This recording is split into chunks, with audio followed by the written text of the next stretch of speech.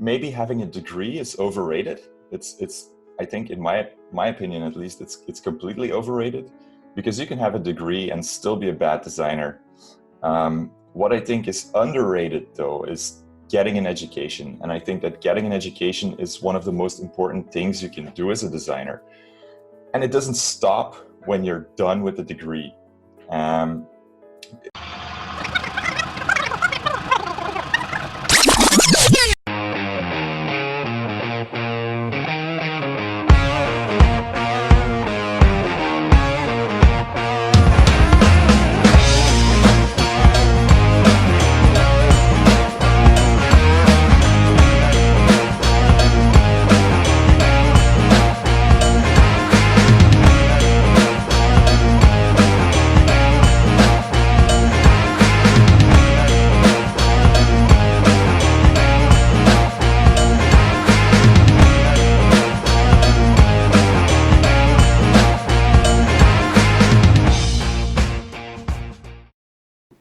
Hey everybody, welcome to UX Gorilla's Master Series. Our goal with this show is to help you gain new perspectives, tools, strategies, and mindset for a successful career as a user experience designer. We are inviting some of the smartest experts from different industries around the world and learn about the path they took, the challenges they faced, and the learnings they had to help you accelerate your own journey. Alright, our guest today is Xavier Bertels, who is the co-founder and managing partner at Mono, an extremely successful digital design company in Belgium. He is one of the most humble and sorted designer I know of, who knows his craft really well, but is always open to learn.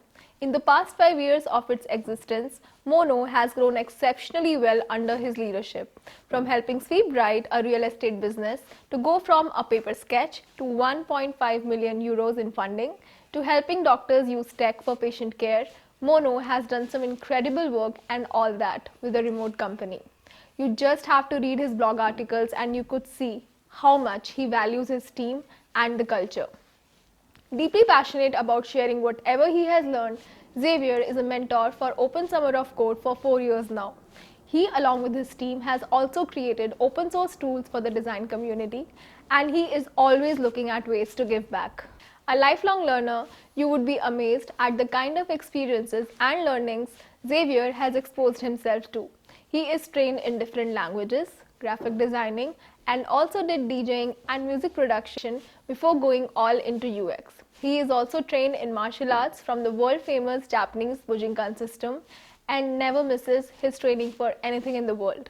His design journey started since he was a kid, and he has come a long, long way. He is here with us today. Hey Xavier, thank you so much for joining us. How are you doing? Hi, Chakiti. Thank you very much for having me. I must say that intro is very humbling. Thank you very much. Yeah, so where to start? Okay. So can you tell us a bit about what is your work like at Mono and what do you do there? Yeah. Mono is, as you said, it's a UX design or product design company. We design digital products, which means that we work a lot on the interface side of things. Everything you see on a screen, we try to make it very useful to people who are using the software, and we also try to make it beautiful, because we think that's a very important part of design as well. So with Mono, what we've done is what you've explained so aptly in the introduction, is we work very closely with our clients and we try to get real results for them. Sometimes it can be funding, sometimes it can be less complaints that users have. And that's in a nutshell basically what we do at Mono. So you have a very interesting journey, right? So looking back, when was the time when you realized you wanted to make a career in digital design, or as a UX designer? When did you decide? What was that turning moment for you? Well, I was studying languages at the time, so I believe I was about 21 or something. So I'm still pretty young. I think some people already have their degrees at 21 sometimes, but anyway. And I was studying and I was looking at my books, and I was just always, distracted by the typography in the books. And I was always looking over, oh man, like why is this so illegible, or why is it hard to read? And at the same time, looking back on it, I was also looking at what's the information architecture of these books, like how are the chapters divided? And I think that's when I realized, or I'm sure that's when I realized, I don't want to be studying languages anymore. I want to be studying visual language, actually. So that's when I decided, okay, it was the middle of the year, I'm just gonna quit this because it's not going in the direction that I want. And then I decided to sign up for a graphic design school, basically. Awesome. So during many of the meetups that I go for, there are a lot of times that I meet many young designers, or the aspiring designers. They don't have a Yeah. degree, and they Yeah. often ask me this question that, Jagriti, should we go for a degree first, or should we go for internship?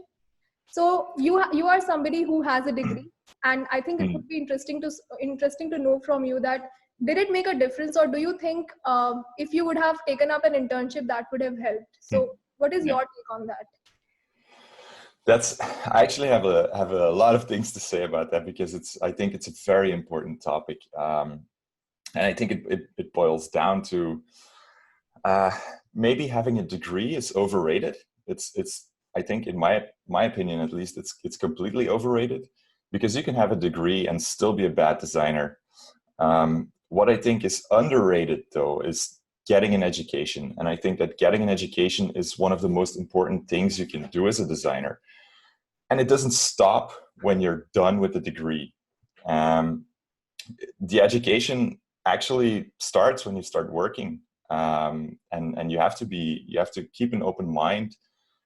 You have to want to get an education. So you really need to be open to be educated. And I think then you will find that having a degree, it doesn't really matter. So if you're, straight from elementary school and you feel like design is the direction you're going, I would say try to find an internship somewhere, or even better, an apprenticeship. Try to find somebody who can coach you, who inspired you, and try to get a job with them or at them. In the beginning, maybe don't even ask for too much money, because the education that you're going to get, it's invaluable. You cannot put a price on that. So I think that's, in a nutshell, what I would say about that. Okay. So this is like the first most question that I hear. The second most asked question often is that, uh, how do we make that transition? There are a lot of very talented visual designers who want to make a transition into UX or digital design. Yeah. And they are now very fascinated with it. So there are two questions, right? So first question is that, how do they know whether or not this is something they should do? Because you yourself transition from graphic designing to making a career in UX, eventually starting a company. So it's a two-faced question. So first question is that, how did you know that it's something that makes sense? How did you came to realize it, and how can someone make that decision? And then the second question, of course, is that, how do you make that transition from, let's say, graphic designing or being a developer to now being a UX designer? So that's interesting. And again, I think it's for me a hard question, because I have to look back on what my personal history is. I didn't know at the time, when I was going into more of the UX side of things, that I was going into the UX side of things. So it wasn't really a field back then. It didn't have a name. All I know is that when I was studying, I was always interested in the user, or the person looking at the poster. So I studied graphic design. It's like the most classic graphic design you can imagine. So you design books and posters and things like this. But they always had like a couple of subjects that were interesting, like psychology and sociology. How do people work? How can you research the impact of the things that you are designing? And I think at some point, it just really clicked. Like, if I had to study these subjects, it almost went like automatically, because apparently I'm really interested in people, and what the impact is of your work on people. So I guess that looking back on it, I would say that is the moment where I realized, okay, like people is my thing. I really want to know how people work. And then I had these design skills basically laying around, so I can make things for people. And then you automatically end up in UX, I think, in some way. The second part of your question, I believe, was about how do you make that transition from a graphic design standpoint. And my opinion about this has always been that you have to know your medium. And I think this is one of the basic principles that I try to live by is, as a graphic designer, I always thought it was super important to know the papers and the inks that I was working with. So if I would go to a printer, for instance, I would ask them like, what is this paper like? How does the ink work if we print on this type of paper or on another type of paper? How does the printing press work? And having that interest as a graphic designer, I think the rest of your skills as a graphic designer, they're like general design skills, right? It's problem solving skills. So if you take those problem solving skills and if you apply that problem solving and curiosity to a different medium, the digital medium, be it your smartphone or a computer screen, or even a screen in a station where you order tickets or something like this, then if you start asking the same questions, like how does this computer thing work? How does the screen work? How do we interact with it? Then you can start transitioning into UX. And you will get there before you know it, because you will, if you keep asking these questions, you will automatically find interesting resources, interesting books. There's so much stuff online. I mean, I basically taught most of the practical stuff myself by doing projects, etc. But I think that your mindset is the most important thing there. If you have an open mindset and you apply your problem solving and curiosity skills that you already have as a graphic designer, then you will be able to transition into UX design without a lot of effort on your end. Right. That's interesting. So what was your first project? The first project in as a UX designer, like you did the first project, what was it and how did you approach it? Yeah. Okay, so maybe I'm gonna hijack the question and I'm gonna put two projects in there. Okay, Because great. there's one project that I think that I consider my first project where I was consciously thinking about how do people use digital machines. And then there's, the first real project that somebody assigned to me and said like, hey, you're a designer, you do UX, please solve my problem, right? So the first project for me was something I did at my dad's place. So my dad has a small workplace. There are only a couple of people there, and they had this intercom system and a video phone system and a phone system, and they were all connected. But there were like 3 companies trying to make that work. So the phone had to be connected to the intercom and the doorbell, etc., etc. So today you have a lot of good solutions for this, but back then, I'm talking like 10 and 12, 15 years ago, actually 15 years ago, I was 15, so I'm 30 now. Well, basically what they tried to do is they were like trying to make the perfect system, and that didn't work. So I went to my dad and I talked and I said, hey, what do you actually need? And he said, well, it's very simple. I just want to, see who's at the door, be able to open the door with the push of a button.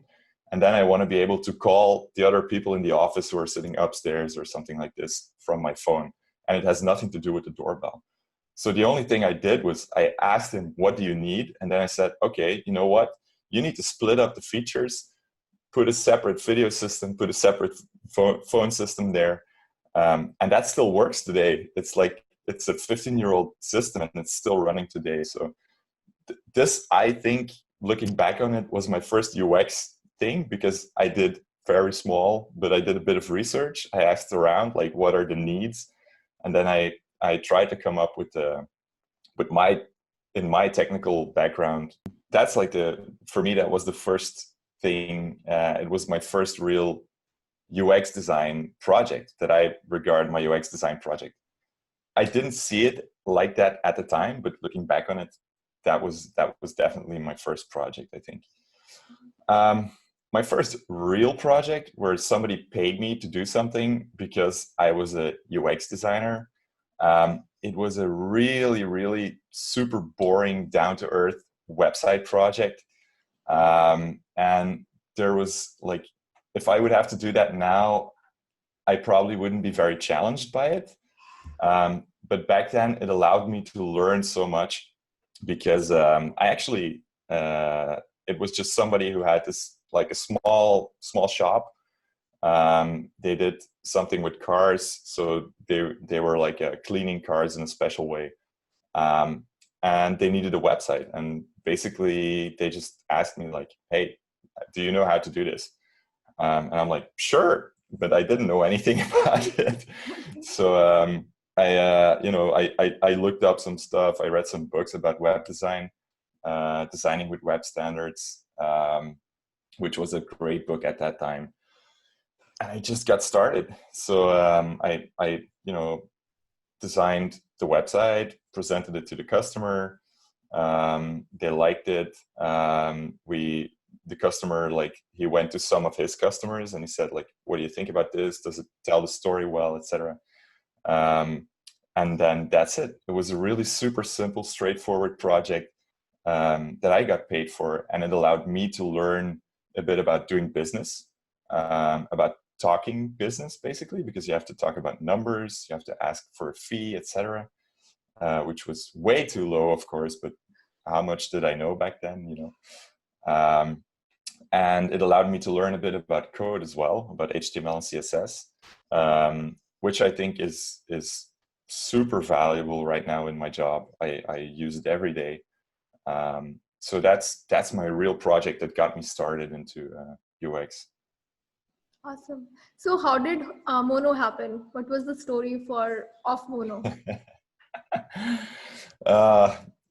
This is well, I would say, so I was at a conference in 2012. It's called Build. It's in Ireland, in Europe, or it used to be. They don't organize it anymore. And on the first night, I think, yeah, it was a Friday night. I arrived in Belfast, and I met I tried to meet some other people, and I met one of the other Belgian people who were there, and his name was Johan Ronse, and it's my current business partner. So I would say that night we had a few beers. We discussed web typography. We went into detail about like how interfaces, they should be very practical and very useful. And his point of view was like why would you load web fonts or web typography, etc., etc. And then I made the point to him like, but things can be useful and also very beautiful at the same time. And we had a really great discussion about that over a few beers. And I think that for me at least was really like the start of Mono. Even though we founded Mono only a couple of years later, that was really the first seed of the company. It started there. Wow. So what was the starting few of the first projects that you did? Like, how did you, I think that was the first time you started working with a team. So how was Yeah. that experience like, and how did you do that? Like, how did you do your first few projects as a team? Yeah. That's a bit of a complicated story, and it was a bit of a challenge, and it's still a bit of a challenge every day. So working with a team is very, very complicated, especially with designers who are used to working a lot of times by themselves. A lot of designers think like they are right, you know, like, and another designer, they are wrong. So working with a team of designers, it's a challenge. And I have to say, like the first few projects that we did, we only gave like very minimal feedback to each other, and we were really careful not to bruise each other's egos or anything like that. But over time, we learned that giving good feedback is really important. And as long as you make the feedback about the project and not about the person, I would say that that's key to working together as a group. So in the beginning, we were almost like everyone was on their island working on their project. But then we were trying to be more conscious about it, and we said, okay, you know what? We have to learn how to give feedback to each other. So I'm going to give you two types of feedback. One is my opinion, and the other type of feedback is more like to the point, like, you know, the contrast in this button, it's not high enough. You can measure it that it's not high enough. So it's like it's almost like a scientific type of feedback. Oh, wow. And we try to separate those two, which allows you to, as somebody receiving the feedback, you can say, okay, like they're right, like the contrast is not high enough. I really have to fix those things. And then the opinions, you can say, maybe they're right. You can think about it, or you can just ignore it. And as the person giving the feedback, you feel like it's valuable because you're giving some feedback that they can implement immediately and some feedback that they can think about. And as a person receiving the feedback, like your design will get better because of that feedback. And you're still having like an emotional conversation about like your personal opinion about design as well, but it's in a different, it's like in two different boxes. And that really helped getting the teamwork going, to think about it in that way. Right. So, so far, like, you know, from the beginning of your design career till now, what is that one project where you would say that you learned the most in every sense? Like, it was the best learning that you had? I think that's really hard to say, because, and I think this is the key maybe. So again, I'm not answering your question directly. I'm sorry about that. But I think the key for me is that every new project that I take on has to have a new type of challenge in it. So like I learned so much from that first project that I described at that time. But if I would do it again today, I would only learn like maybe 1% more and get 1% better. And I would probably also honestly find it a little bit boring, because I've done it 100 times by now, right? So I'm working now on projects that are completely different from 10 years ago. And those projects are challenging in their own way. And I'm learning new stuff right now that I didn't know before. So it also ties into, again, that keeping that open mind, of learning, wanting to be educated in every new project again and again and again. So I would say there are at least like 20 projects where I learned a lot. And I think that's really important, from my perspective, or how I approach design is that I want to keep that open mindset, towards learning. Wow, that's great. So, you have worked as a freelancer, right? And you have also worked in an agency, and now you're starting your own company. Yeah. I meet a lot of young designers who are often contemplating whether to work in a company or to work as a freelancer, and some are even contemplating starting their own business. Yeah. So, for someone like this, what would be your advice? I mean, not that, you know, do this, pick up this, but what should that process of assessing the option should look like? Like, what are the questions that they should be probably answering before taking that leap? Okay. I think the I don't have an answer to your question again. I think that it's important to go through life, with curiosity again, and I think you can apply the same thing here. If you feel like I don't know where to start, and I've been there 1,000 times. I don't know where to start. Like I have 10 options. I don't know where to start. Just pick one and tell yourself, like, I'm going to do this for the next 6 months or the next year. Stick to it and see if it sticks. And if it doesn't stick, then take one of the other 20 options. You have a life ahead of you, and you have plenty of options ahead of you. just picking one is much more important, because if you're going to stand still and if you're going to doubt again and again and again and again, then you're getting nowhere. So it's better to pick something and pick the wrong thing and learn that this is not for you, than to just, keep thinking about what the perfect thing to do is. And I think a lot of designers have this problem. I have this problem. I'm a perfectionist, like many other designers out there, I think. And it's really important to not be stifled by your perfectionism. You really have to just do it sometimes. That's true. That's very beautifully put. So I know this thing that Mono is very selective about people it recruits, right? Mm. So what are the skills that you look for when you're hiring someone? Like what are those things which lead to somebody being a part of the team versus somebody who's not a part of the team, who's rejected? So what are those key skills you look for? Yeah. So it's interesting that you say skills, right? Because of course we look for skills in people. You if you come to Mono and you're looking for a job, like we need you to be basically able to draw something.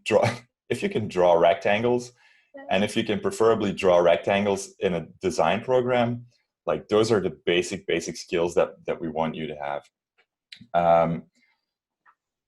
Another skill that we want you to have is to have some insight into how the design process works. So you need to understand that, okay, design is about trying something new again and again and again. And I think the third skill that we really want you to have is to not be afraid of a white sheet of paper. So some people, you just give them like a blank canvas or a sheet of paper, and they will stare at it for 30 minutes. And other people, you will give them this and they will start drawing something, and then they will cross it off and they will say like, this is bad, I'm going to draw something else. And those are the people that you want. So in terms of skills, I would say like those are the most important ones.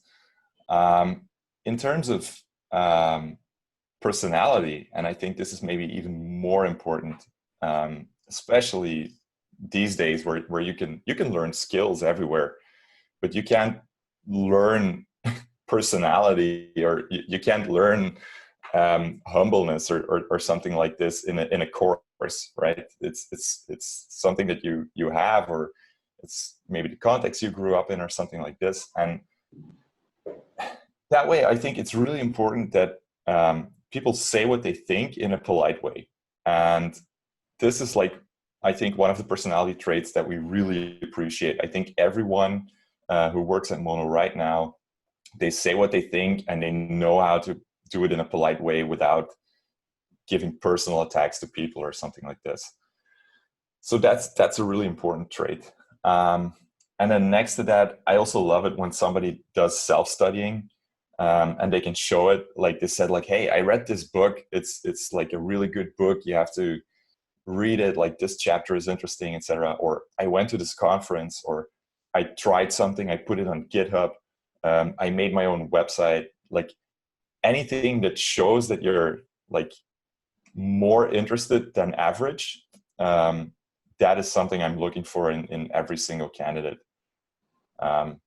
So if they have like a side project or something they really love doing, and I'm not talking about, making clothes, because that's irrelevant, like a relevant side project, something like a website or something like this, then that's really, really interesting for us. That's interesting. So I think, I also, you talk a lot about remote first culture. I've seen your blogs.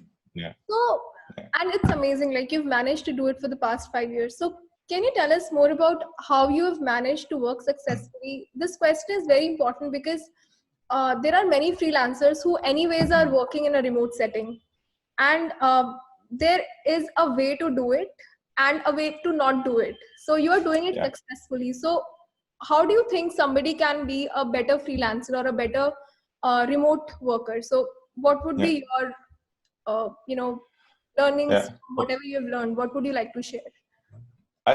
I've been in both situations, and I can say that they are very different situations. So I will try to give some tips maybe for both situations. I think if you're working remotely, but in a team, like with Mono, everyone's working remotely, but they are a team. Then what made it work for us, and we're still discovering this, right? It's also a design process. It's like a business design process or something. What worked for us is having team days. So once a week we get together. Of course, Belgium's really small, so it's easy to do. Somewhere else it might be more complicated, but this is what works for us. Next to that, you need very clear communication. You want people to almost over communicate about things, because in text messages or if you're using email or Slack or Skype or whatever form of internet communication, it's not the same as face to face. That's true. So try to be super clear in your communication, and maybe even repeat things sometimes once or twice, just to make sure that the other person understands. A big part of clear communication is active listening. So it's like this thing, I'm sure like 100 blogs have been written about active listening, but it's so true. Just listen to what somebody says, try to repeat it in your own words. And if you do that, they will say, no, that's not what I meant. Or they will say, yeah, that's exactly what I meant. So then you have confirmation, like this is exactly what it is that I was trying to say. So that clear communication is super important. And for us, the final thing as a small company is also like manageable time zones. So if you have one person on literally like a 9-hour or an 8-hour time difference, it's really complicated to get that team feeling in there.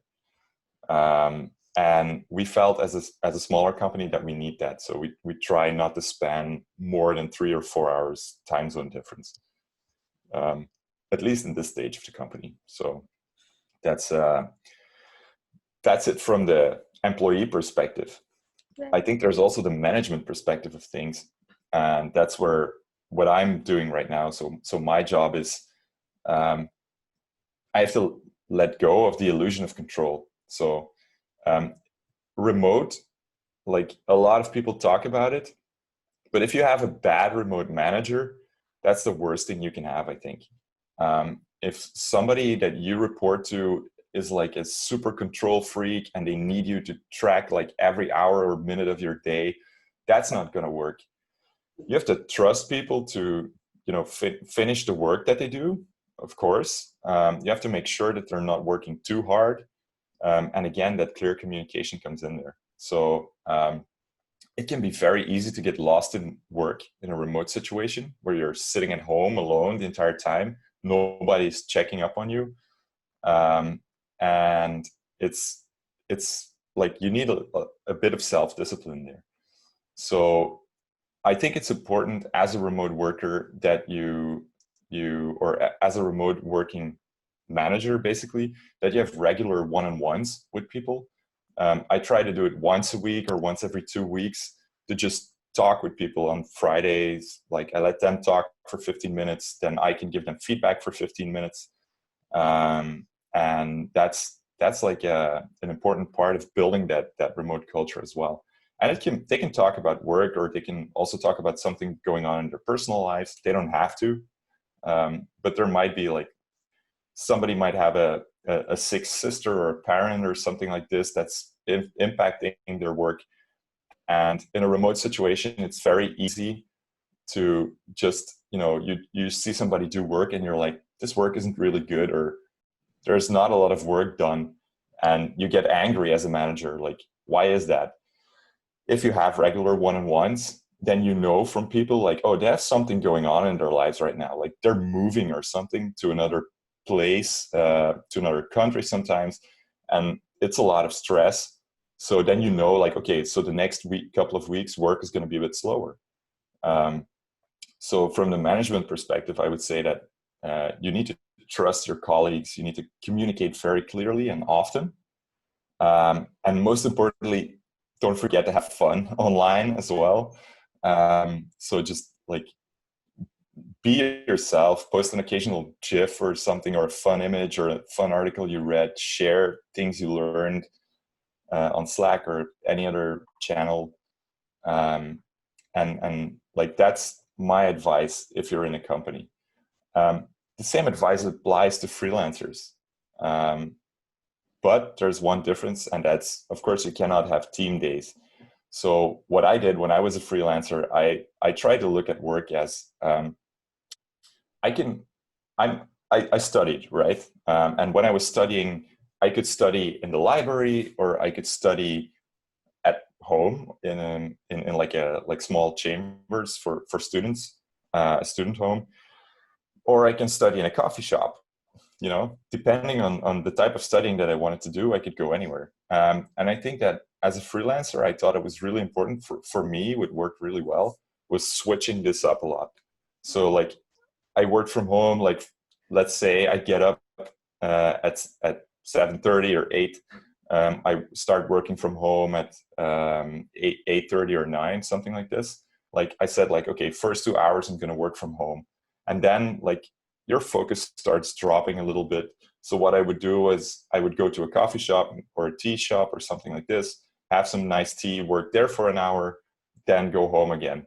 So at least you went outside, you walked a bit, you got fresh air. Like, this mixing it up is really important. And then I think libraries or something like a library is really great, because you have a lot of people working there. Generally, the rule is be quiet, so there's nobody calling or disturbing you. And like that pressure from other people also working, it can help you to focus. So that as a freelancer for me was really important, to mix up the locations. That's true. So, you talked about remote settings, and there are a lot of freelancers who are actually creating a UX, who are also responsible for doing the research, because that's the case with many startups who hire these freelancers, right? Mm-hmm. So, how can someone do, and the timelines are very strict, like the timelines are very strict, the budget is very less. So under those circumstances, what is the least amount of research which someone can do to make sure that they're still doing a good job, like they're making a usable product, even if the timelines are less, even if the budget is less? What is the Yeah. minimum that someone can do to understand their users? Well, I think even if there is not a lot of budget, you can. So there's a couple of things. One is, there are always general principles that you can fall back on. Right. Like this design thing, it's not new. We've been doing it for tens of years. Even digital design, we've been doing it for a long time. There are a lot of great online resources, and even like that type of research, looking online for like best practices and things like this, that's like, in my opinion, it's the minimum amount of research, because it will allow you to become a little bit of a better designer, and you can apply those best practices. That said, of course, it's always better to talk to the people that are actually going to use the product. And then there's two things. So one thing you can do is you can make something, you can show it to someone, and then see if it works. And that doesn't have to take a lot of time. It can be 5 minutes. You can ask a colleague, like, hey, what do you think about this? Of course, if you're designing like a medical doctor application or something like this, then asking your colleague about the contents, they're not going to have a lot to say about that.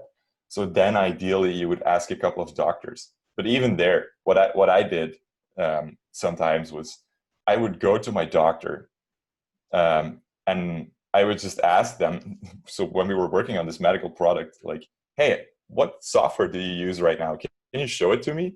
And I was just, like, I would just go up there and ask them. You don't need to always follow the official channels. Like, if you're gonna wait for somebody else to gather like 10 people and do the perfect research, then the research is probably never going to happen a lot of times.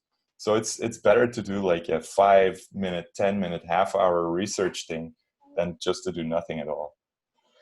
and there are, I mean, like, I can keep going. There are a lot of things you can do. You can just go on the streets with Open Summer of Code, where I'm a coach. What we do is these students, they need to design something. They need to design an application, but sometimes they just make something on paper. So something the students did last year, or well, this year actually, so the last edition, they made a cardboard box, and they had to design an application for stories, right? So stories in history, that's basically the thing.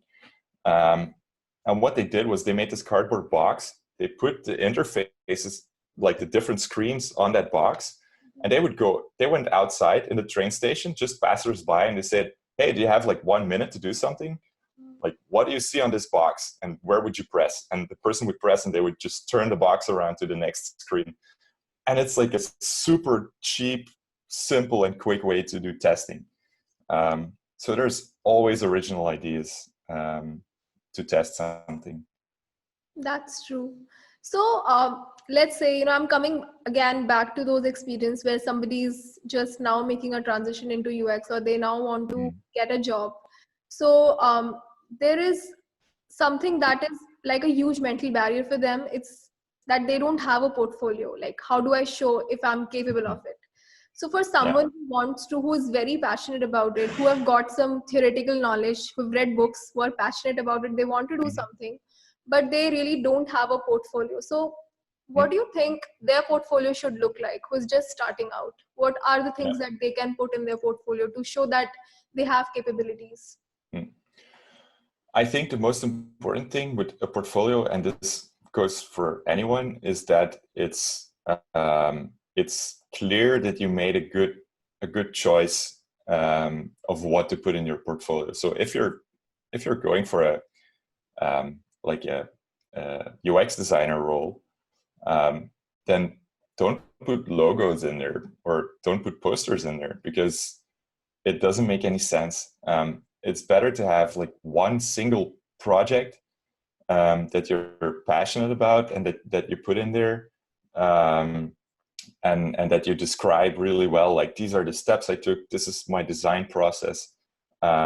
Basically, showing your design process and the way you think, that is the most important single thing in any portfolio. And the best portfolios I've seen, they all had that. That said, if you don't have anything that you've ever done as work before, then I think there's another problem, and which is namely that I think you've read a lot of books, et cetera, but you need to put something into practice. So at least give yourself like a small project assignment or something, even if it's fake. Just mention in your portfolio, like, be honest, I don't have a lot of experience, but I did this project myself.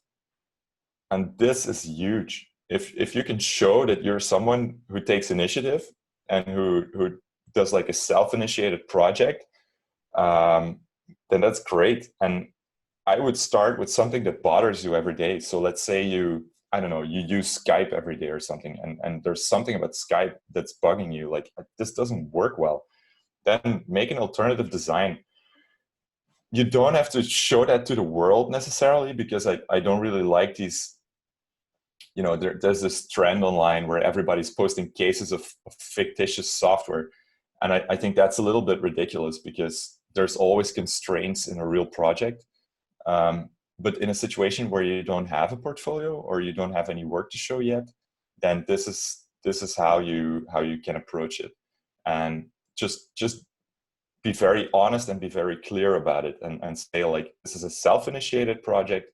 I don't have any experience. I didn't work in any real environment yet, but this is how I would approach design. And if somebody like that would come to me with something like that, I would already be like, we would be talking seriously about hiring them, because there are not a lot of people who do that. Right. So you have had a lot of experience, of course, for hiring for your company, and now you're also mentoring students. So what are some of the mistakes that you see many students or many young designers making, which you think they should not make, or how they can avoid them? So that's a hard question, but I love it. I love it. It really ties into um, uh, again what I think is so important is keeping an open mind. So the mistake that I see by far the most is people falling in love with their own designs. So they design something and they think it's perfect, and they're selling it, and they're selling it, of course, because that's what you see, that's what you read online, is you need to sell your design, etc., etc. But what's so much more powerful is if you can say, hey, here's a suggestion for a design. Like a design is never done, and it's really important that young designers realize this. If I would meet my own, like if I would meet myself from 10 years ago, I would tell myself, like, let it rest for a day, look at it again with a fresh mind, and then, be really critical about your own design work. Just not while you're designing. While you're designing, you need to put it out there and you need to feel like, this is great stuff. But then let it rest, come back to it, ask for feedback, and don't be like, what do you like? There's a lot of people who are non-designers who give feedback on a design, but don't be like, you're not a designer, how do you know? Just listen to the feedback and listen, like, what are they really saying? Like, maybe this design is not solving the problem at all. Maybe my entire concept is wrong, or maybe I just need to make this text a little bit more legible. So not falling in love with your design is one of the most important traits you can have as a designer, I think. And it's one of the biggest mistakes I see designers make. So if you were to, let's say, design a curriculum for, design education, if you had to design it, what would it look Yeah. like? Like, what are the things that you would be teaching students? Um, I'm drawing just from my own experience here again, right? But I guess that's okay. That's fine. um, yeah, I I don't have any evidence of what is the best way to design a curriculum, or to design a design curriculum. But looking at myself and the people that I studied with, what they taught us was general design principles. And they used artifacts like posters, etc., but they weren't really zooming in on like the technical aspects of design. Because, and I think that's a good thing, because you can learn, for one thing, the technical aspects of UX design. They change every week. There's a new software program every week that you have to learn. Like there's Sketch, there's Figma, there's Principle, there's Flinto, there's I don't know how many, there's Framer X. I can keep going with all of the new design software that's coming out, and it's like crazy. So there's no use, in my opinion, in learning design tools in school, or like you have to learn a little bit about it, but do that stuff yourself. If you're not doing that stuff yourself, learning that yourself, then you shouldn't be designing.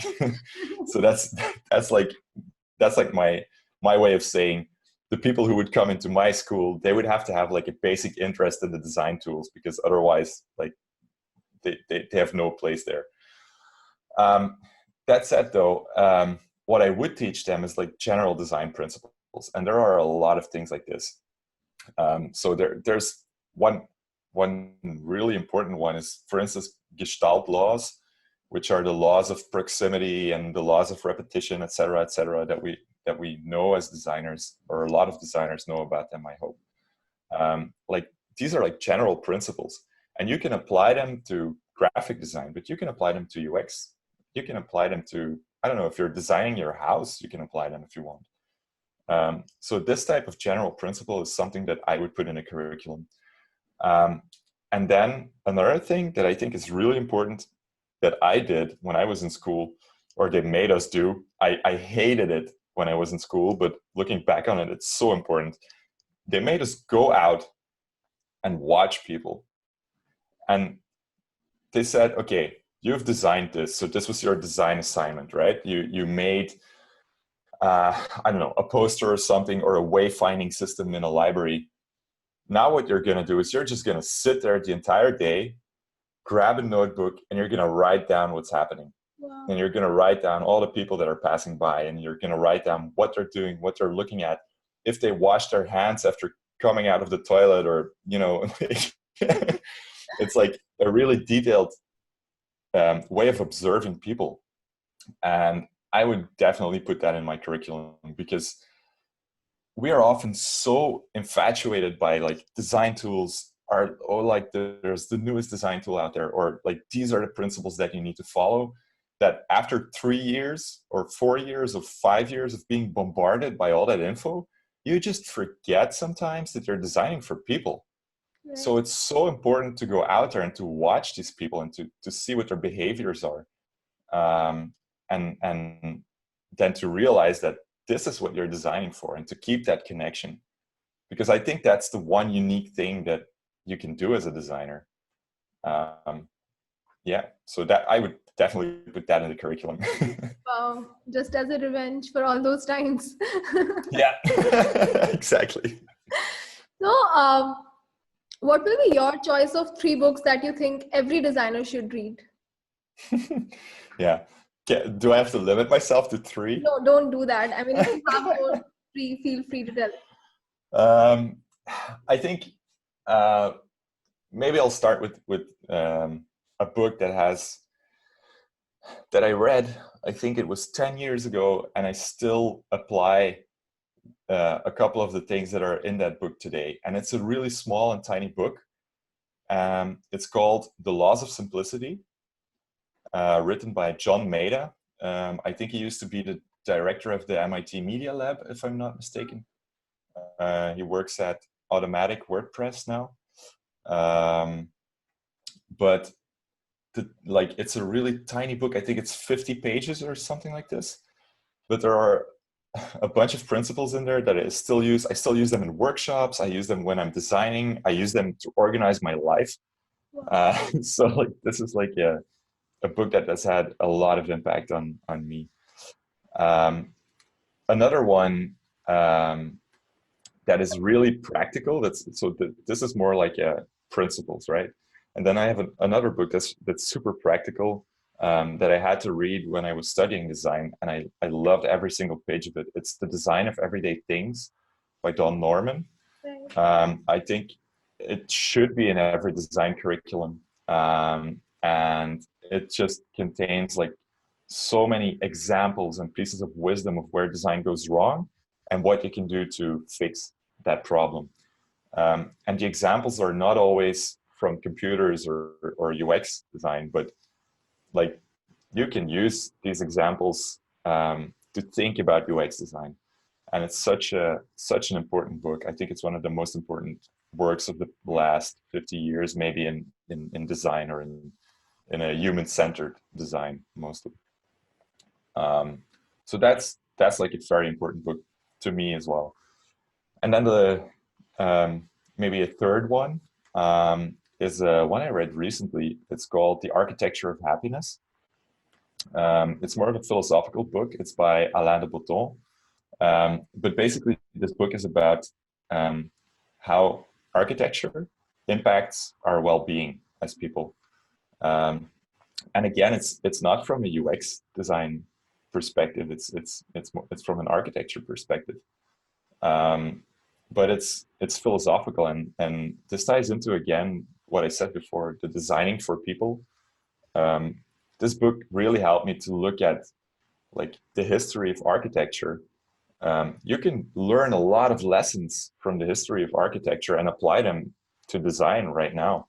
So one of the lessons from that book, maybe I'll just quickly try to paraphrase it.